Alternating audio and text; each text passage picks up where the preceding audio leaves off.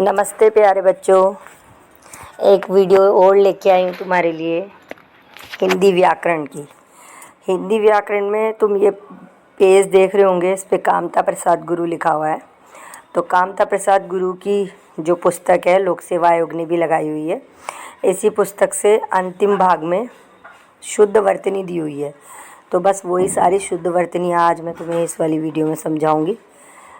देखते हैं।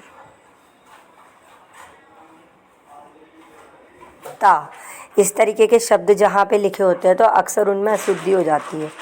और वो अशुद्धि कैसी होती है? वो अशुद्धि ही हमारी स्पेलिंग को यानी वर्तनी को क्या कर देती है? गलत कर देती है। तो हमें अपनी वर्तनी को गलत नहीं होने देना है, ध्यान से देख के जाना है। इसमें दोनों शब्द लिखे हुए हैं, अशुद्ध भी और शुद्ध भी। तो ध्यान से देखना है आपको ना। देखो, ये ईओ के एग्ज़ाम में आया हुआ क्वेश्चन है, ऐतिहासिक व ऐतिहासिक। ज़्यादातर क्या होता है, वो ऐसा क्वेश्चन देता है कि 4 शब्द देगा। कैसे देगा? एक तो दे देगा ऐतिहासिक, एक दे देगा आध्यात्मिक, एक दे देगा आधीन और एक दे देगा शुद्धिकरण। और आपसे पूछेगा इसमें से अशुद्ध शब्द कौन सा है। तो अगर आपको सारे पता होंगे तो इजी हो जाएगा ना।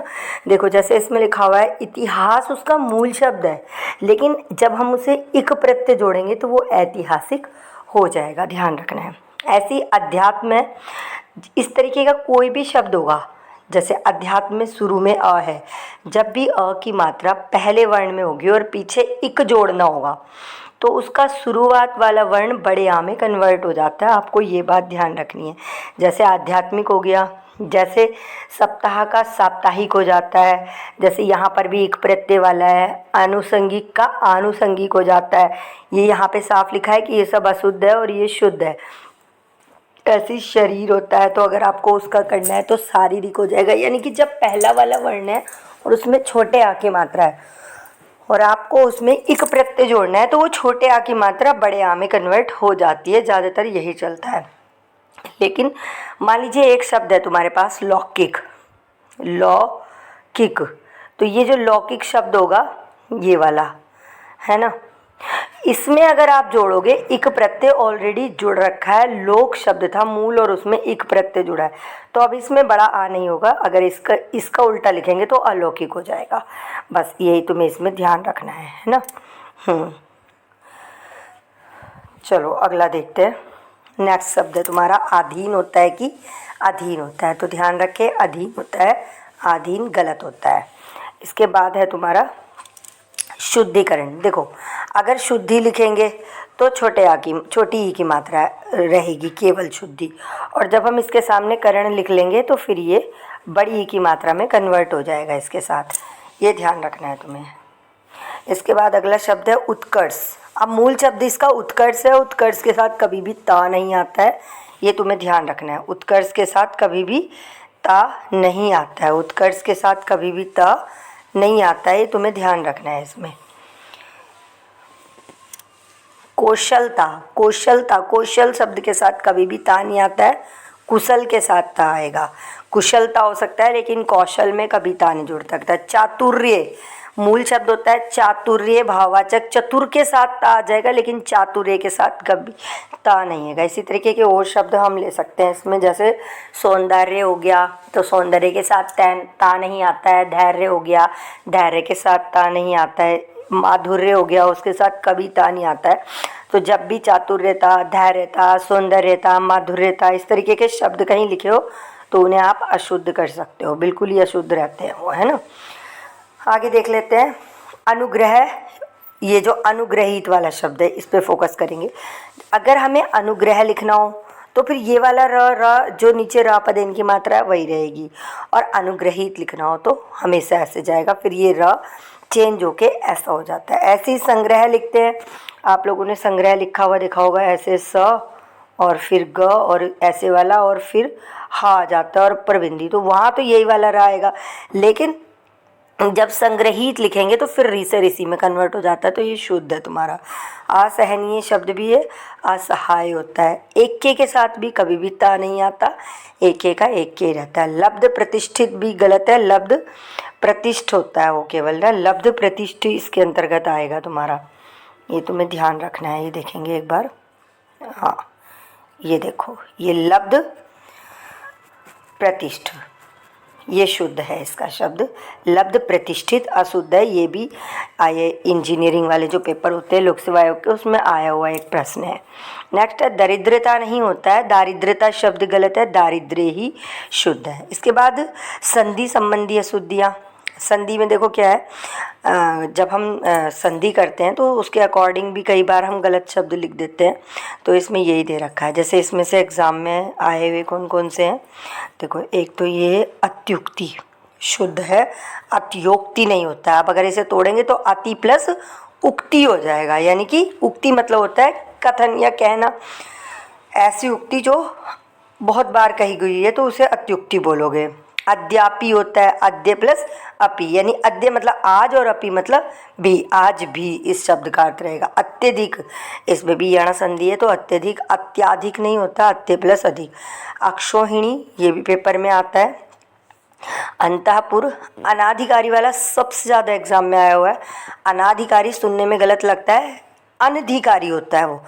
अनाधिकारी कभी मत करके आना, अन प्लस अधिकारी, क्योंकि जब हम इस शब्द को तोड़ेंगे तो अन इसमें क्या हो जाएगा, उपसर्ग, और उसमें उस हलंत लग जाएगा, और अधिकारी हो जाएगा तो दूसरा आ तो आ ही नहीं रहा, तो अनधिकारी छोटा आ।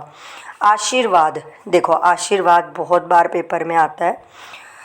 आशीर्वाद में व के ऊपर जो र लगा हुआ है, इस मात्रा का नाम होता है रा रेफ की मात्रा, और रा रेफ की मात्रा जहाँ लगी होती है उससे जस्ट पहले उसकी आवाज़ आती है, बस ये याद रखना, तो ये कभी गलत नहीं होगा। आशी ही प्लस वाद, यानी आशीर्वाद, तो र श के बाद र की आवाज़ आ रही है, इसलिए वा के ऊपर र लगा हुआ है, ठीक है। जैसे आप निर्मल लिखोगे तो निर्मल में माँ के ऊपर लग जाता है ना। फिर नेक्स्ट है उच्छ्वास, ये भी संधि से बना हुआ शब्द है। जात्याभिमान, जाति प्लस अभिमान अगर तोड़ेंगे तो। तरु प्लस छाया, तरु छाया, ये सब व्यंजन संधि के उदाहरण भी है, और साथ में शब्द अशुद्ध संबंधी जितनी भी अशुद्धि शब्द आते हैं तो उस पर भी आप फोकस करें।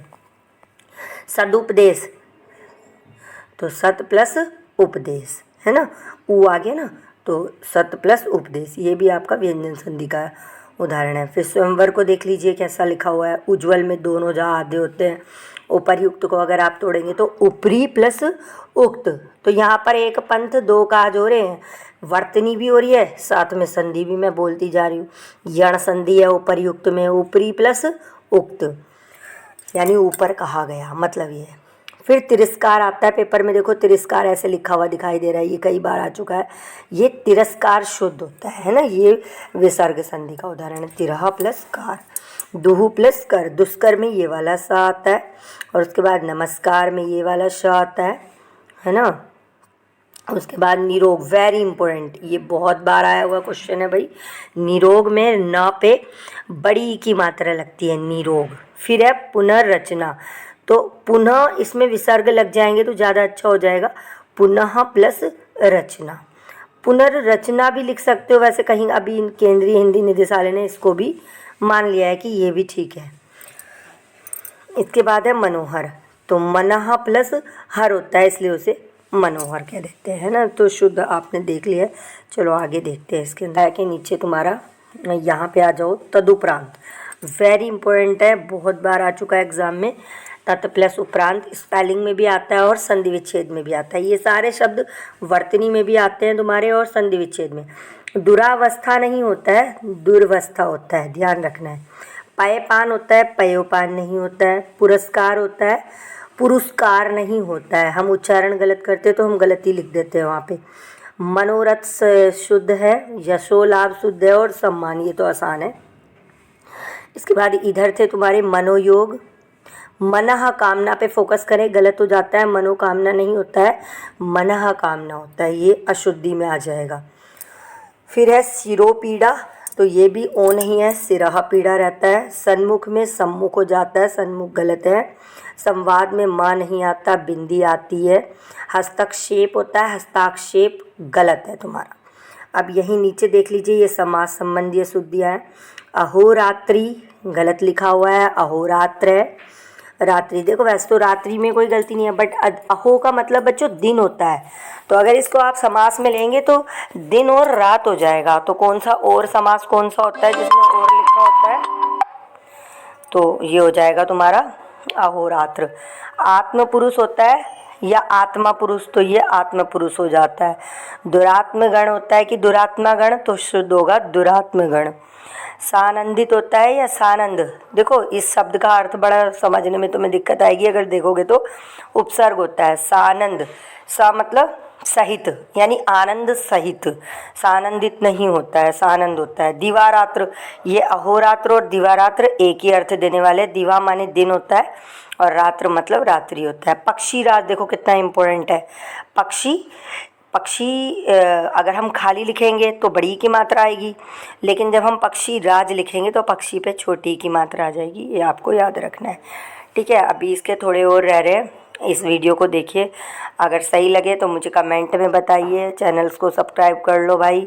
ठीक है, मैं और वीडियो लेके आऊँगी वर्तनी वाली, आपके SI के एग्ज़ाम तक लगभग पूरा कोर्स करा दूँगी।